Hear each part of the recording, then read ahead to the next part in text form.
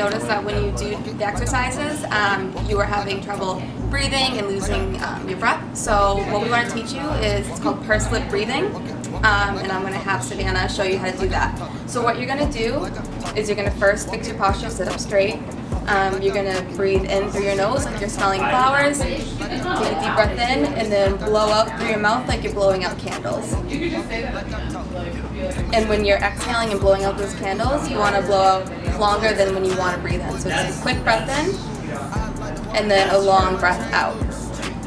We also want to teach you what's called the 4 Ps. So it's called plan, pace, prioritize, and position. So what you want to do with that is you want to plan out your day. So if you know you have things that are going to make you more tired, maybe do those first. That way you have enough energy to do them. You want to position chairs or near a wall if you get tired, so you can rest up against that or take a seat. And then pace, go at your own pace. You know your body, so if you're tired, take a seat, go a little bit slower, and then those are the 4 Ps. We noticed that when you get up from your chair, you have both hands on the walker and you kind of thrust yourself forward, which can be unsafe. The walker could slip out from underneath you. So we want to teach you the proper way to stand that's safe. So just having both hands on the chair, or if you're on your bed or a seat, just having both hands on a stable surface, getting up, and then reaching for the walker. Okay, so we want to do an obstacle course with you today because we know that getting to your house is very difficult. You have a lot of cobblestones, uneven surfaces, and you have a lot of throw rugs in your house. So we want to get you used to standing up, walking over these uneven surfaces, and feeling comfortable doing so, and also keeping your head up straight, looking around where you're going to make sure you are safe at all times. Shot. Use your walker, looking up straight, keeping your head up, making sure you're looking where you're going. Going over some uneven surfaces to simulate the cobblestones that you walk over. And then all of your nice throw rugs, making sure you're safe, going at a pace that you're comfortable with. Don't forget to do your breathing in through your nose and blow out those candles. So make sure you look what's in front of you, stepping over whatever you have to. Now we're going to do a turn. Again, keep going at the pace that you're comfortable with, ensuring your safety. Go back the same way we came, keeping that posture up, slowing down over the rugs if we have to. Alright, Brady, so we also noticed that when you're walking, you usually keep your head down.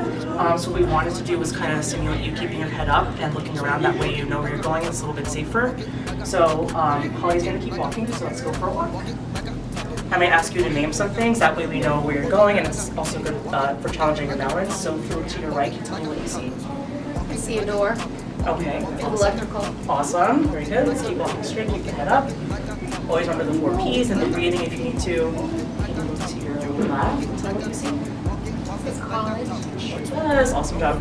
So we're just going to turn around this cone here. Again, also challenging your balance.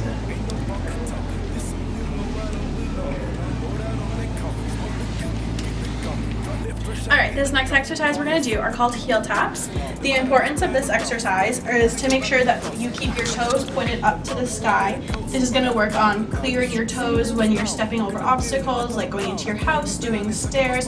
We just want to make sure that you're safe and not tripping over your toes. So I'm going to call out a foot and a cone color, and I would like you to place that heel on that cone. Are you ready? Mm-hmm. Okay. Left foot orange. Good, make sure you really keep those toes up. Left foot red. Nice. Right foot orange.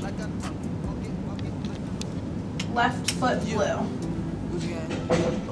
Awesome. Alright, Brady, we're going to work on sitting down slow and controlled. We noticed that when you sit down, you often throw yourself. That could be dangerous in some situations, so we want to work on your quad strength, what we call eccentrically. So when you sit down, you first want to reach back for your chair, your bed, and now you can use your upper extremities here, but you really want to focus on the quads, slowly lowering yourself down. To do this exercise multiple times, you want to stand back up, and then again, slow and controlled, back down. Remember your breathing, posture. Okay, so Brady, this next exercise is to help you work on your balance and reaching outside of your base of support. So what I'm going to do is I'm going to tap this balloon to you, and you're going to use one hand. We want you to keep the other hand on the walker to reach outside your base of support and tap it back to me. Okay, working on that posture and that balance. Okay, ready?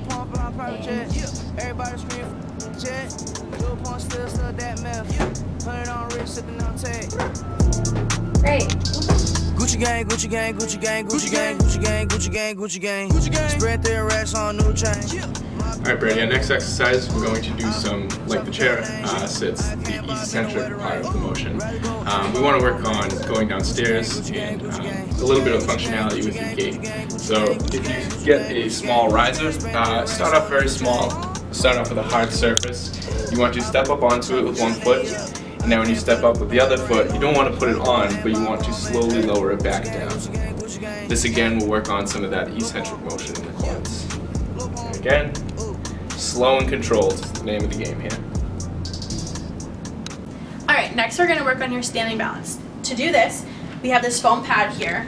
This is going to mock uneven surfaces and really test your balance. So I'm going to have Holly, can you step up onto this foam please and start with your feet together. I want you to look straight up, and we're just going to stand here. You might notice your ankles trying to compensate knees and hips. To make this a little harder, I'll have you take your hand off. We'll hold that again for 10 seconds. You can alternate hands. To make it more challenging, I'm going to have you try and put one foot a little bit more in front of the other.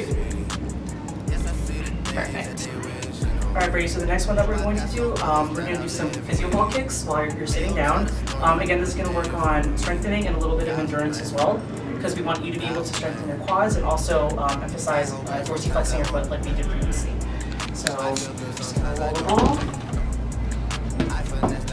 Awesome. Alright, let's do one more. Awesome. I made sure that Northside still. Okay, so Brady, now we're going to work on the prayer lift position. This you actually did when you came into our classroom. So what this does is it's for a safe sit to stand transfer. So you're going to put your arms out in front of you, interlock the fingers, sitting at the edge of the chair, and then you're just going to half stand up, working on that leg strength.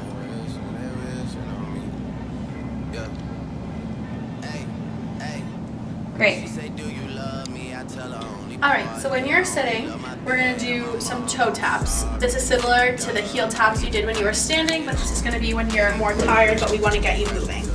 So again, I'm going to call out a foot and a color, and I'd like you to bring your foot to that cone. Alright? Right foot red. Right foot blue. And left foot red. Nice. Okay, so now we're going to do a hamstring stretch. So when the back of your legs are feeling really tight, this is something that you can very easily do yourself when you're sitting in a chair or at the edge of your bed. You can grab a towel and make it long and then stick it underneath your foot and pull it up. So pull your toes up so you can get a nice stretch in the back of your leg. It's a lot of bad things that they wishing and wishing and wishing and wishing they wishing. Alright, Brady, so we came up with some exercises that you can do at home by yourself. We recommend that you do these exercises 3 times a day, 10 reps for each exercise. So our first one, you can lie on your stomach. You can have a pillow underneath your lower stomach if it's more comfortable. What it is just a simple raise of the leg. Go ahead, Joey. That's it. You really want to feel it in your glutes. 10 times each leg, 3 times a day. Secondly, you want to flip over onto your back. Straight like this. Yep. You want to bend both legs, or one leg, sorry, excuse me, and straighten the other leg. You're going to lift that straightened leg right up to about the height of the knee of the other. 10 reps for each leg. Thirdly, we have our bridging. I'm sure you know how to do this. Bend both legs, hands down by your side, and bring those hips to the ceiling.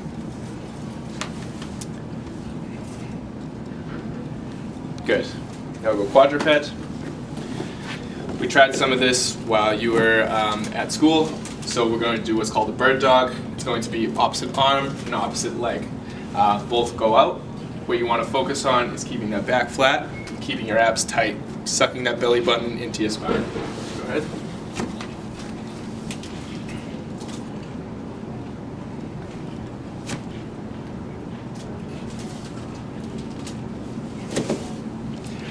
So we have equations to do your maximal heart rate. If you do take your heart rate during your exercises, the most you should get up to is 198 beats per minute.